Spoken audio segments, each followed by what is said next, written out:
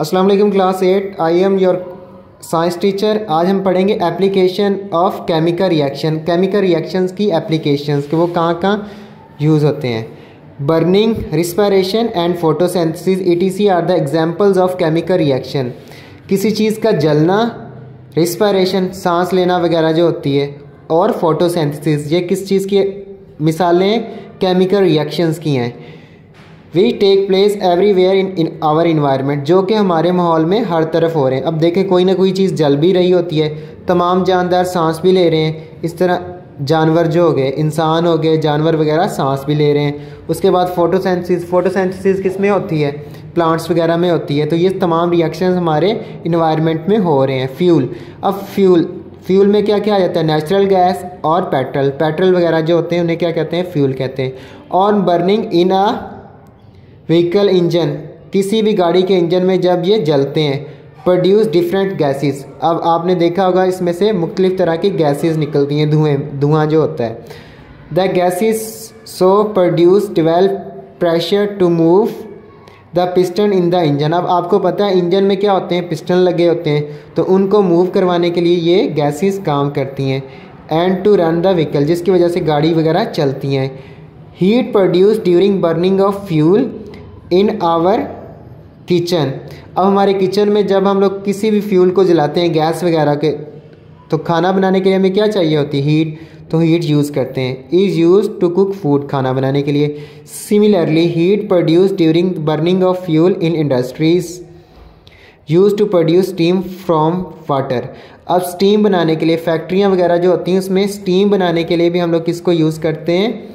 Heat को use करते हैं। वो पानी को गर्म करते हैं, जिसकी वजह से क्या होती है? हीट प्रोड्यूस होती है। ड्यूरिंग फोटोसिंथेसिस के अमल के दौरान इन प्लांट्स में carbon dioxide and water react to produce glucose. अब कार्बन डाइऑक्साइड और वाटर एक दूसरे के साथ रिएक्ट करते हैं सनलाइट की मौजूदगी में, ताकि वो क्या बना सकें? ग्लूकोज। अब ग्लूकोज किन्हें चाहिए होता है? प्लांट्स को चाहिए होता है। This reaction take place in the presence of sunlight and green pigment. अब सनलाइट की मौजूदगी में और ग्रीन पिगमेंट मींस जो प्लांट के पत्ते होते हैं उसके अंदर क्या होता है? ग्रीन पिगमेंट होता है जो सनलाइट को एब्जॉर्ब करता है। क्लोरोफिल इन प्लांट लीव, और इसे क्या कहते हैं हम? क्लोरोफिल कहते हैं प्लांट्स में। अब ये रिएक्शन कैसे होगा? कार्बन डाइऑक्साइड और वाटर रिएक्ट करेंगे सनलाइट और क्लोरोफिल की मौजूदगी में, तो क्या बनेगा? ग्लूकोज बनेगा और ऑक्सीजन बनेगी। अब ये आपने लिखना है हाउ प्लांट फॉर्म ग्लूकोज, तो आपने इसका आंसर ये वाला लिख देना है, ये वाली। The reaction take place in the presence of sunlight and green pigment chlorophyll in plant leave, और उसके बाद आपने ये रिएक्शन लिख देना है। नेक्स्ट है जी हमारा as a result of respiration. जब रिस्पिरेशन होती है the oxygen of air react with food, जो हवा में ऑक्सीजन होती है वो रिएक्ट करती है किसके साथ? खाने के साथ। टू प्रोड्यूस, बनाने के लिए carbon dioxide and water in the cells of living organism.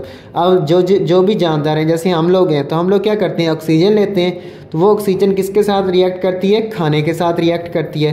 React करके the energy produce during this reaction use to perform all the body function in living organism, जिसकी वजह से क्या प्रोड्यूस होता है? एनर्जी, जिसको हम यूज़ करके अपनी ज़िंदगी के रोज़मर्रा के काम करते हैं। अब इसमें क्या है? ग्लूकोज प्लस ऑक्सीजन, इन दोनों ने रिएक्ट किया तो क्या बना? Carbon dioxide, water and energy. Water और एनर्जी हम यूज़ कर लेते हैं और कार्बन डाइऑक्साइड हम निकाल देते हैं सांस के ज़रिए। आगे conversion of milk in yogurt and formation of baking products.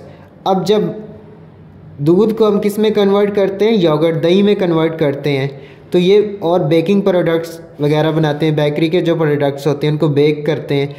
The chemical change which are brought about by micro organism, तो ये केमिकल चेंज किसके ज़रिए होता है? माइक्रो ऑर्गेनिजम्स को यूज़ करके होता है। सच केमिकल चेंज और reactions are called fermentation reaction. इनको क्या कहते हैं? फर्मेंटेशन रिएक्शन कहते हैं। डिफाइन फर्मेंटेशन, तो इसका आंसर आपने यहाँ तक लिख लेना है। शुक्रिया। इस तरह आपका ये लेक्चर कंप्लीट हो गया। आप लोगों ने क्या करना है? इस टॉपिक को लर्न करना है और ये 2 क्वेश्चंस भी आपने लर्न करके आने हैं। शुक्रिया।